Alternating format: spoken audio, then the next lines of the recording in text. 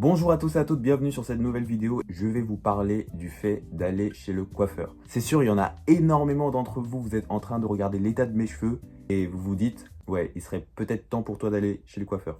Quand tu vas chez le coiffeur, c'est qu'il y a des moments où c'est arrivé à un stade où en fait tu te sens délaissé. Tu es en train de te laisser aller, tu as envie de revenir à ton prime, donc tu vas chez le coiffeur. Là, tu sors, t'es propre, t'es BG, t'es nickel. Tu fais 10 milliards de photos. Tu fais une photo où t'es comme ça, tu fais une autre où t'es comme ça. T'as même des mecs qui ont mis en place des stratégies pour montrer leur coupe, mais sans se faire cramer, tu vois. Ils font genre, tu vois, il y a le mec qui se filme comme ça, il y a un oiseau qui passe, il fait... La coupe de cheveux, ça change vraiment un homme, tu vois. Avant, t'avais pas une coupe très propre et tout. Tu portais des bonnets, tu portais des casquettes, tu portais des capuches et tout. Maintenant, c'est fini. Maintenant, t'es libre. Aller au coiffeur aussi, c'est un vrai boost de confiance en soi, tu vois. C'est ça qui est magnifique, en fait, dans le métier de coiffeur, en fait. Aussi, quand tu sors, quand t'as une nouvelle coupe, voilà, tu fais des stories en espérant. Je pense pas que ce soit le cas de tous les mecs, mais certains mecs, voilà, qui vivent pour les meufs, ils sortent du coiffeur. Ils font des stories Insta, Snap et tout en espérant attirer. Parce que on a tous en tête ces TikTok de meufs qui disent ouais, alors quand il sort du coiffeur, je peux dead et tout. T'as tout ça en tête. Donc toi, tu te dis que ouais, c'est bon, là, je vais faire une story. Là, j'ai une coupe, là, je suis frais et tout. Je vais faire une story Instagram. J'aurai plein de meufs qui vont me DM. Et là, t'as ton pote Rachid qui like ta story et qui te dit bien vu la coupe. Merci Rachid. Il y a un truc aussi avec les coiffeurs, c'est qu'il y en a, ils abusent en fait de la mise en scène, tu vois. Je comprends bien, on dit souvent que la coupe de cheveux, c'est un peu comme le maquillage des hommes, tu vois, ça change un homme, tu vois. Mais il y a des coiffeurs, ils abusent de ça, tu vois. Il y a des coiffeurs, par exemple, ils mettent en scène un mec qui vient se coiffer, tu vois. Il a un double menton, il a des acnés, et comme par magie, en une seule coupe de cheveux, il a plus de double menton, il a plus d'acné. Attends, vous nous prenez pour des cons, là, c'est pas possible. Oh, t'as fait un régime? Non, j'ai juste fait un dégradé bas. Et aussi, moi, quand je vais au coiffeur, je lui demande souvent de me faire un taper. Ça me coûtait 20 balles, voilà, il va me faire le taper. Par rapport au taper, imagine, voilà, tu fais ton taper et tout, et tu fais des snaps.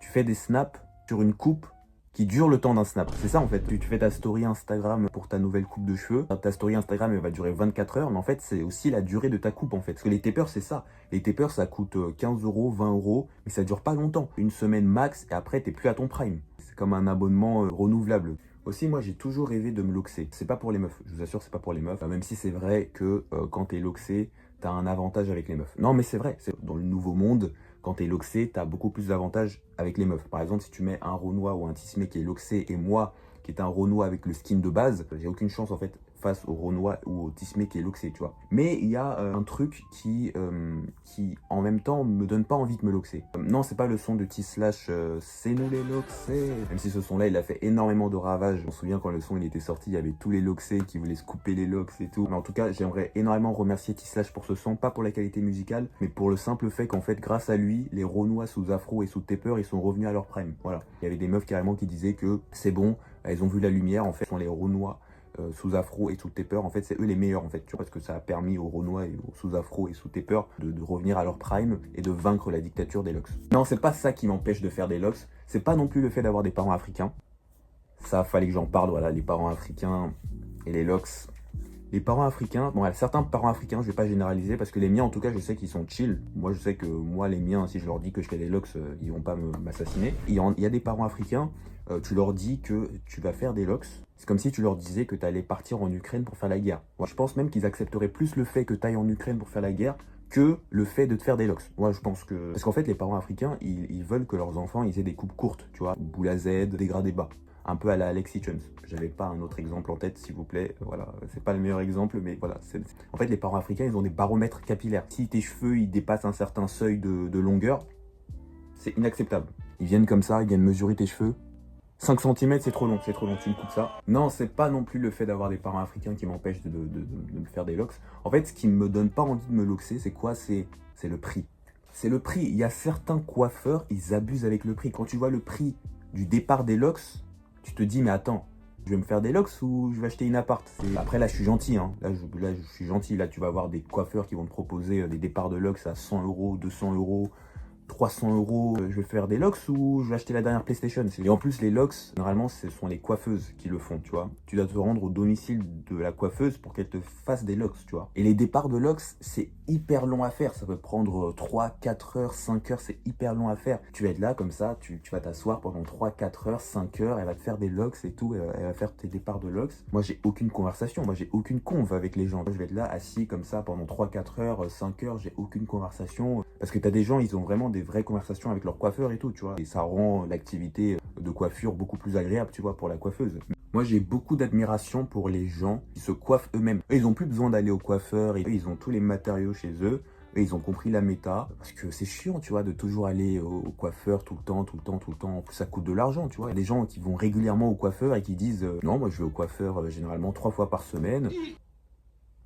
Ça va financièrement, tu t'en sors? Tu manges à ta faim? On n'a pas tous le luxe d'aller régulièrement au coiffeur, quoi. Et quand, par exemple, tu tombes sur un coiffeur qui coiffe pas très bien et qui rate ta coupe, en fait, on n'ose jamais dire au coiffeur que non, frérot, la coupe là, ce que tu as fait là sur ma tête, là, c'est pas ouf là. Franchement, dites-moi si quelqu'un sur Terre a déjà osé dire ça à son coiffeur. Je sais pas pourquoi en fait on a tous peur de dire ça en fait. Si on dit ça, on va débloquer la cinématique où le coiffeur devient un antagoniste, il va nous tuer. Enfin je sais pas, c'est peut-être une dinguerie ce que je vais dire. Hein. Mais si t'es un Renoir, faut te coiffer chez un Renoir. Si t'es un Blanc, faut te coiffer chez un Blanc. Si t'es un Arabe, faut te coiffer chez un Arabe. Moi par exemple, moi je suis un Renoir, je vais me coiffer chez un Renoir. Il connaît comment coiffer mes cheveux crépus, tu vois. En plus, des fois, il y a des catégories de cheveux où moi, je sais pas s'il faut me retirer ma mélanine à cause de ça. Moi, par exemple, les classifications de cheveux crépus, tu vois, genre 4C, voilà, 4C, 4B, 4 cus, je vois pas la différence, j'arrive pas à visualiser la différence et tout, tu vois. Pour ça, c'était une petite aparté et tout. Je veux pas être un Renoir et être coiffé, par exemple, chez un Rebeu, tu vois. Et on a qui ont fait l'expérience et... Plus jamais je vais me coiffer chez les Arabes. Voilà, chacun se coiffe chez soi. Aussi un truc, les coiffeurs, par exemple, quand ils font une coupe, ils aiment souvent filmer la coupe, tu vois, pour le mettre sur leur compte Insta ou sur Snap et tout, pour faire la promotion, en fait, de leurs activités. Ou des fois, tu as des gens qui partent se coiffer chez un coiffeur et qui font une story Instagram et qui vont taguer le coiffeur. Et le coiffeur, il va repartager, il va republier la story. Une fois, j'étais allé au coiffeur, il m'a fait une coupe et tout, j'ai fait une story Instagram, je l'ai tagué. Il n'a pas republié ma story. Allô, Salam?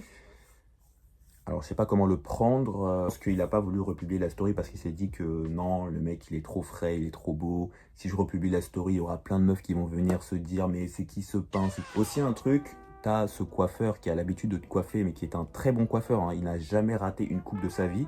C'est un très bon coiffeur, mais il est occupé, tu vois.